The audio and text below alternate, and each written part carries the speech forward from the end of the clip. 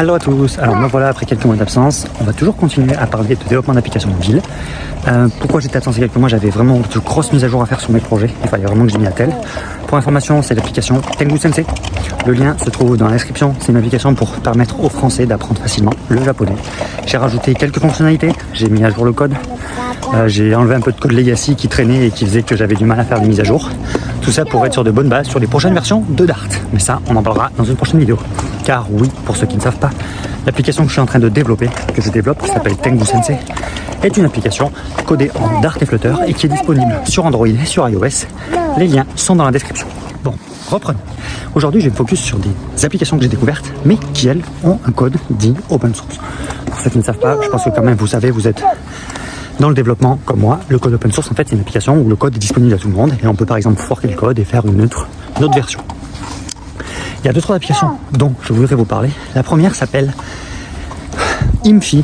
C'est en fait une application front et back open source qui permet en fait de gérer cette application. Le design ressemble très à du Google Photos et le front est fait en Flutter et Dart. Le back est fait en Node.js, Nest précisément pour ceux qui ça intéresse. N'hésitez pas à aller checker le repo GitHub. C'est quasiment copier-coller du design de l'application Google Photos.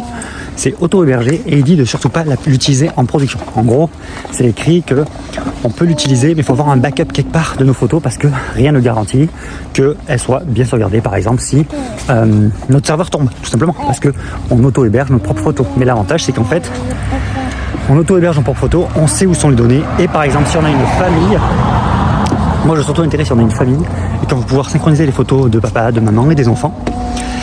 Au lieu de se prendre la tête avec avoir des abonnements cloud, peut-être monter un petit serveur à la maison, disponible depuis l'extérieur et accessible avec cette application photo faite en Dart et Flutter. Comme ça, on n'a même pas le souci si les enfants sont sur iPhone ou sur Android ou les parents inversement. Si tout le monde est chacun sur une techno différente, tout le monde peut communiquer et avoir cette application.